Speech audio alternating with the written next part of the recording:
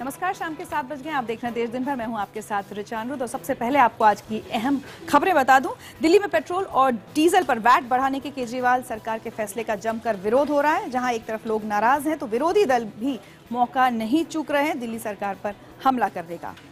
जहां एक तरफ पेट्रोल और डीजल, जैसा हमने कहा कि उनके दाम बढ़ने से दिल्ली की जनता पर महंगाई का बोझ बढ़ेगा, वहीं राज्य सरकार अब ऐसी कैंटीन खोलेगी जहां खाना महज 5 से 10 रुपए में उपलब्ध होगा, ऐसा उनका कहना है। प्रधानमंत्री नरेंद्र मोदी का वाराणसी दौरा रद्द हो गया है। पिछली बार बारिश वजह बनी थी, तो इस बार एक मजदूर की मौत के चलते प्रधानमंत्री का यह दौरा रद्द किया गया है। कांग्रेस उपाध्यक्ष राहुल गांधी 2 दिन की राजस्थान यात्रा पर हैं। आज उन्होंने 4 गांवों की पदयात्रा की और इस दौरान उन्होंने व्यापम और प्रधानमंत्री मोदी पर जमकर निशाना साधा।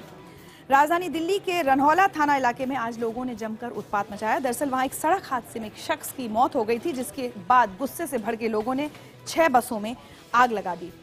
और आगरा के ताजमहल के आसपास आज बुधवार को उस वक्त खलबली मच गई जब ताज तले एक प्रेमी जोड़े ने ब्लेड से एक दूसरे का गला काट दिया। गंभीर रूप से जख्मी प्रेमी जोड़े को अस्पताल में भर्ती कराया गया, जहां अब उनकी हालत स्थिर बताई गई है। ये सारी अहम खबरें, लेकिन सबसे पहले बात करते हैं ऐसे विवाद की जो आ रहा है त्र्यंबकेश्वर महाकुंभ से।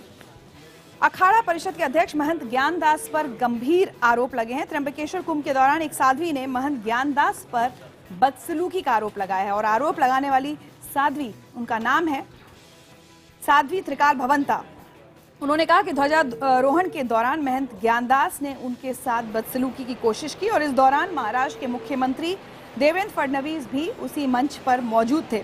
साध्वी का यह भी कहना है कि उन पर जानलेवा हमला हो सकता है क्योंकि महंत ज्ञानदास उनकी हत्या करवाना चाहते हैं।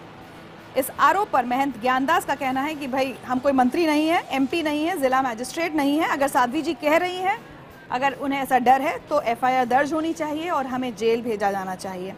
आपको बता दें कि साध्वी त्रिकाल भवंता महिलाओं के लिए के परी अखाड़े को कुंभ के दौरान समान अधिकार और अलग से स्थान देने की मांग कर रही हैं। उन्होंने कहा कि परी अखाड़े को 14वें अखाड़े के रूप में कुंभ में समान अधिकार दिए जाएं, लेकिन उनकी इस मांग को नकार दिया गया था। कल बहुत बुरा हादसा हुआ और मुझे पकड़ करके मंच से खींचकर फेंकने का प्रयास किया गया। मुझे बार बार पकड़ करके खींचा गया इधर उधर और सामने मुख्यमंत्री खड़े हुए मुख्य दर्शक देख रहे थे और बहुत ही अधिक अपमानजनक और निंदनीय घटना है जिसे मैं शब्दों से बयान नहीं कर सकती हूँ।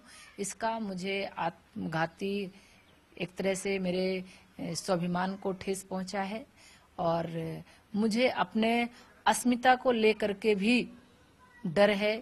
मेरे साथ किसी भी टाइम हमला हो सकता है और मेरी जान असुरक्षित है। मैं पूरी तरह से डर करके सहम करके परेशान हूं। यदि प्रशासन मेरी तत्काल सुरक्षा व्यवस्था नहीं कराता है तो मैं इस बात से पूरी तरह अवगत हूं और मैं आप सब लोगों को बता देना चाहती हूं कि प्रशासन मिल करके मेरी हत्या करा देना चाहता है, जिससे कि महिला अखाड़ा वर्चस्व में न आए। धर्म क्षेत्र में शोषण होता रहे। कर लेना चाहिए। साध्वी जी कह रही हैं तो उनको हमारे एफआईआर दर्ज करना चाहिए, हमको जेल में भेजना चाहिए और साध्वी जी की सुरक्षा करना चाहिए बढ़िया से। उन्होंने कहा कि हम सीएम और पीएम तक जाके कंप्लेन करेंगे। कोई बात नहीं, कम करना चाहिए। उनको भगवान सद्बुद्धि दे, कम से कम सद्भावना आवे और उनको करना भी चाहिए। और उनको जो है पुलिस वालों को जो हम अनुरोध करते कि उनका अच्छा से अच्छा सुरक्षा करें। लेकिन अखाड़ा देने के बारे में हम अखाड़ा के हम नहीं उस सहयोग के हैं तो हम वैष्णव कौन देने वाले कौन होते हैं, हमारा अधिकार नहीं है। उनका जिद है कि आप ऐलान कर दीजिए, तो हम ऐलान कैसे कर दें जब हमारे वैष्णव नहीं आती हैं।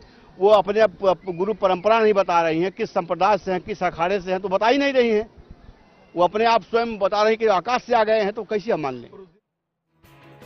धर्म क्षेत्र में एक और युद्ध। बहरहाल बात करते हैं दिल्ली की, तो दिल्ली में पेट्रोल और डीजल पर वैट बढ़ाने के दिल्ली सरकार के फैसले की हर तरफ जमकर आलोचना हो रही है। सरकार के इस फैसले से जनता नाखुश है, वहीं बीजेपी और कांग्रेस ने इसको लेकर केजरीवाल सरकार के खिलाफ मोर्चा खोल दिया है। बीजेपी दिल्ली में केजरीवाल सरकार के खिलाफ विरोध प्रदर्शन कर रही है। बीजेपी का ये विरोध दिल्ली सरकार के उस फैसले के खिलाफ है जिसमें दिल्ली सरकार ने पेट्रोल और डीजल की कीमतों में वैट टैक्स बढ़ाने का फैसला किया था। दिल्ली बीजेपी के अध्यक्ष सतीश उपाध्याय ने कहा है कि आम आदमी पार्टी का दोहरा मापदंड सामने आ गया। एक तरफ तो केंद्र सरकार पेट्रोल और डीजल के दाम कम कर रही है, और ये जब वैट इन्होंने बढ़ाया था तो उसी में बेईमानी की थी, वहीं लोगों के साथ धोखाधड़ी की थी। आप बजट में आपने ये प्रोविजन नहीं किया, आपने ये चोर रास्ते से एक प्रस्ताव के माध्यम से, और जिस समय आपने ये बढ़ाया था आप बयान निकालिए इनके कि हमने ये जो बढ़ाया है ये तो कभी हमने लीवरेज लिया है, और ये लीवरेज जो लिया था वो दिल्ली की जनता को महंगाई का गिफ्ट देने के लिए लीवरेज लिया था। वहीं कांग्रेस यूथ विंग की महिलाओं ने भी वैट के खिलाफ जमकर प्रदर्शन किया। कांग्रेस का आरोप है कि केजरीवाल ने बजट में इसका जिक्र नहीं किया और अब वैट बढ़ा दिया। तमाम उम्मीदों के साथ केजरीवाल सरकार को चुनने वाली जनता भी इस फैसले से नाखुश है। IBN 7 के कैमरे पर लोगों ने अपनी नाराजगी जाहिर की। हाँ, ये बहुत गलत है क्योंकि वेट बढ़ाना नागरिकों के लिए ठीक नहीं है, महंगाई बहुत बढ़ रही है। क्या आपके क्या विचार इस पे? आम आदमी पार्टी सरकार ने कहा था ये बहुत गलत किया उन्होंने, क्योंकि उन्होंने कहा था कि पेट्रोल और डीजल के दाम नहीं बढ़ेंगे, और मोदी सरकार ने भी ये नहीं बढ़ाया, लेकिन उन्होंने बढ़ा दिया। साथ में हमारे साथ कुछ और लोग हैं। सर, पेट्रोल और डीजल ने वैट के दाम बढ़ा दिए, क्या सोचते हैं? ये तो गलती है, हम तो रोज ही ट्रैवल करते हैं, अब बढ़ जाएंगे दाम तो कैसे चलेगा। कुछ कहना चाहेंगे दिल्ली सरकार को? हाँ, जब क्या कहते हैं इलेक्शन होते हैं जब कम कर लेते हैं रेट, और इलेक्शन के बाद तो बढ़ने होते हैं ये रेट। और अगली खबर भी दिल्ली सरकार से जुड़ी हुई। अपने विज्ञापनों पर 526 करोड़ रुपए खर्च करने वाली दिल्ली सरकार के पास करीब 12,000 रिटायर्ड डीटीसी कर्मचारियों के पेंशन के लिए फंड नहीं है।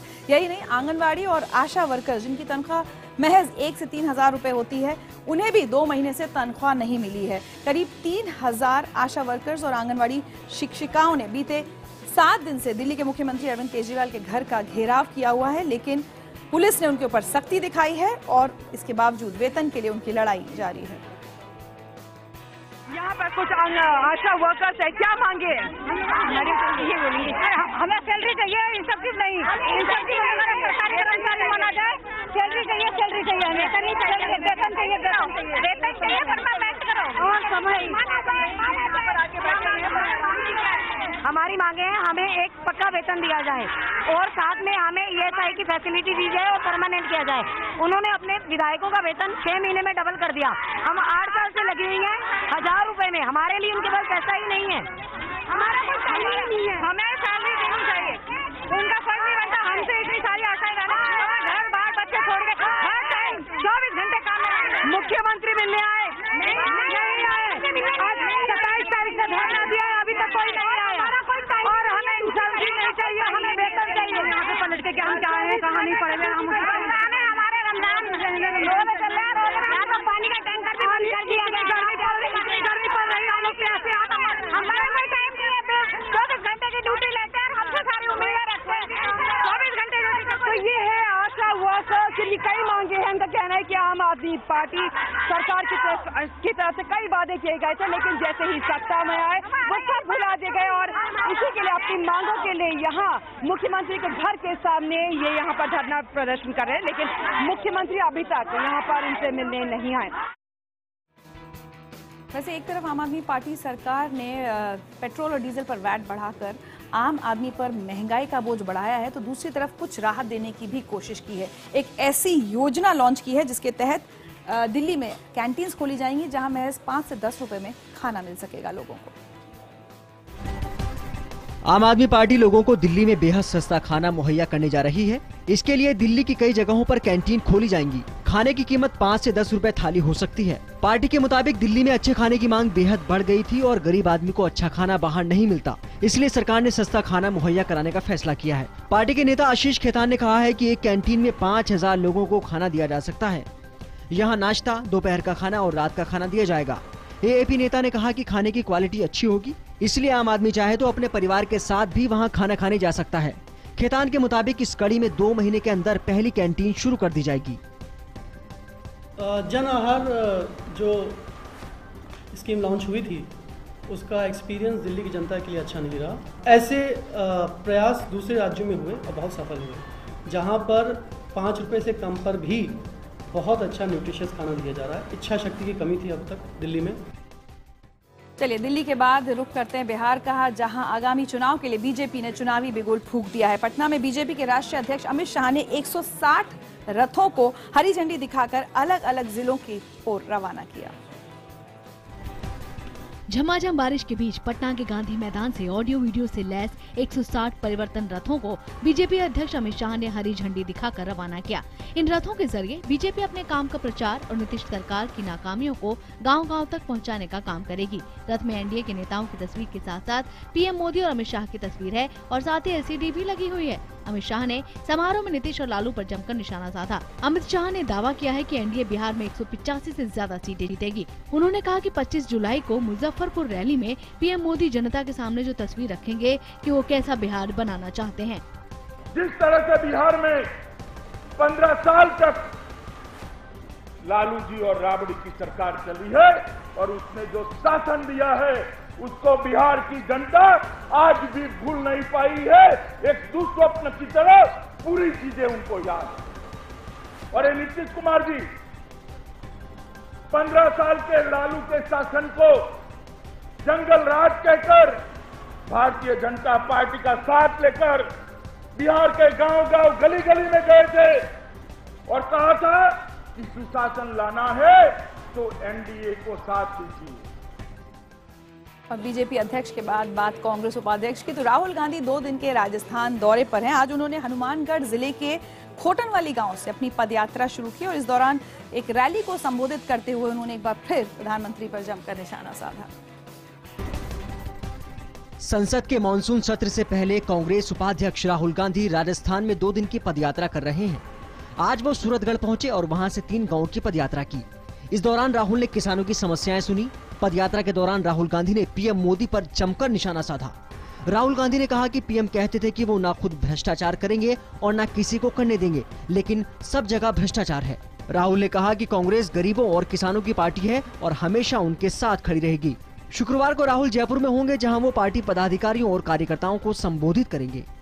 कांग्रेस पार्टी सिर्फ राजस्थान में नहीं, बाकी हिंदुस्तान में बीजेपी से, एनडीए सरकार से लड़ेगी और हम उनको 1 इंच जमीन नहीं देंगे, 1 इंच आगे बढ़ने नहीं देंगे। राहुल के वार पर बीजेपी ने पलटवार करते हुए कहा कि पूर्व प्रधानमंत्री इंदिरा गांधी ने भी गरीबी हटाने की बात कही थी, लेकिन आज तक गरीबी क्यों नहीं हटी। राहुल गांधी ये बता दें कि आपकी दादी ने कहा था कि लोग कहते हैं इंदिरा हटाओ, मैं कहती हूँ गरीबी हटाओ। आपने इस देश के अंदर आपका शासन ज्यादा रहा है, 55 साल के ऊपर रहा है कांग्रेस का। ये बताइए गरीब आज दरिद्र और क्यों होता गया आपके कारण, उसके लिए आपने क्या किया, उसका जवाब दे दें। खबर लेते हैं पंजाब से। एक बड़ी अजीबोगरीब खबर है। मोगा जिले के कोटला मेहर सिंह वाला गांव में एक ग्रंथी ने 2 लड़कियों सहित 5 लोगों की हत्या करने के बाद खुदकुशी कर ली। 5 शव एक घर के कमरे में और ग्रंथी का शव बाहर पड़ा मिला। शव के पास अल्फाज की गोलियां भी पाई गईं और जिस कमरे में शव मिले उसे ग्रंथी पाल सिंह ने किराए पर लिया हुआ था।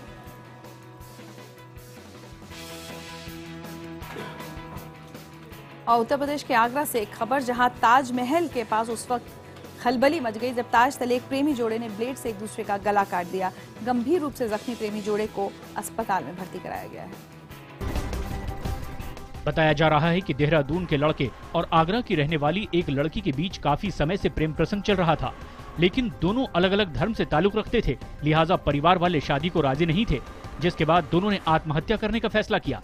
चश्मदीद के मुताबिक दोनों ताज नेचर वॉक पार्क पहुंचे और मौका मिलते ही पार्क के सुनसान कोने में दोनों ने अपने अपने हाथ में ब्लेड लेकर एक दूसरे का गला काट दिया। इसके बाद खून से लथपथ प्रेमी जोड़ा वहीं तड़पने लगा। इस बीच मौके पर तैनात वन विभाग कर्मचारियों ने दोनों को तड़पते देखा और आनन फानन में दोनों को सरोजनी नायडू मेडिकल कॉलेज में भर्ती करवाया गया। पुलिस के मुताबिक फिलहाल दोनों की हालत खतरे से बाहर है। ये राजवीर सिंह जिसकी उम्र 25 साल है, देहरादून का बताया जा रहा है, और शबनम जिसकी उम्र 18 साल है, ये नई आबादी करबला के पास बताया जा रहा है। ये ताज नेचर वॉक में घूम रहे थे और इन लोगों ने कोई हादसा ऐसा किया कि जिसके कारण इनको फॉरेस्ट वालों ने यहाँ ला करके एडमिट किया। हम लोगों को सूचना मिली, इन लोगों का इलाज चल रहा है, आउट ऑफ डेंजर है, ऑलमोस्ट ये लोग बिल्कुल स्वस्थ ही हो जाएंगे, कोई दिक्कत नहीं है फिलहाल। अब बात करते हैं व्यापम घोटाले की। तो व्यापम घोटाले की सीबीआई जांच की आंच अब शिवराज के करीबियों तक भी पहुंच रही है। सीबीआई ने घोटाले की जांच में अब तक 5 मामले दर्ज किए हैं और जो लोग इनमें शामिल हो रहे हैं उनमें शिवराज के करीबी माने जाने वाले गुलाब सिंह भी शामिल हैं। सीबीआई ने मुख्यमंत्री के करीबी और राज्य मंत्री दर्जा प्राप्त गुलाब सिंह किरार और उनके बेटे पर एफआईआर दर्ज कर ली है। व्यापम में ये भी खुलासा हुआ है कि शिवराज की पूर्व पीए प्रेमचंद प्रसाद की बेटी ने महज 15% पेपर हल करके 85% नंबर पा लिए और पीएमटी पास भी कर ली। सीबीआई ने जो एफआईआर दर्ज की है उसमें 2010 की पीएमटी से जुड़े पहले केस में 21 आरोपी हैं, वहीं 2011 प्री पीजी परीक्षा से जुड़े दूसरे केस में 8 आरोपी हैं। सीबीआई ने पत्रकार अक्षय सिंह, मेडिकल छात्रा नम्रता डामोर के अलावा विजय पटेल और राजेंद्र आर्या की मौत से जुड़े रिकॉर्ड्स भी पुलिस से मांगे हैं। वहीं सीबीआई ने सुप्रीम कोर्ट में अर्जी दाखिल करते हुए कहा है कि इस मामले में 100 से ज्यादा एफआईआर दर्ज हैं और सीबीआई को उन्हें नियंत्रण में लेने में थोड़ा वक्त लगेगा, इसलिए तब तक एसटीएफ और एसआईटी मामलों की जांच करती रहे, नहीं तो आरोपी इसका फायदा उठाकर अदालत से जमानत हासिल कर सकते हैं। सीबीआई की इस अर्जी पर सोमवार को सुप्रीम कोर्ट में सुनवाई होगी।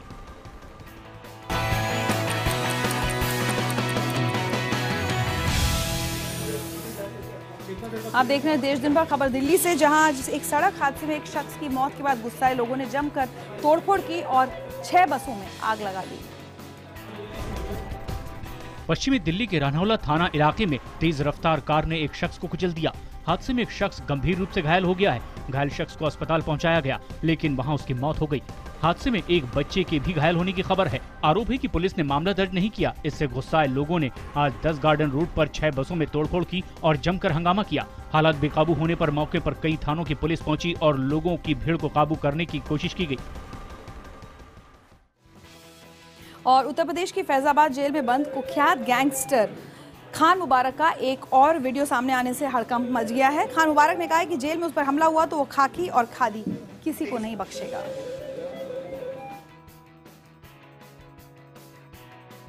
खत्म।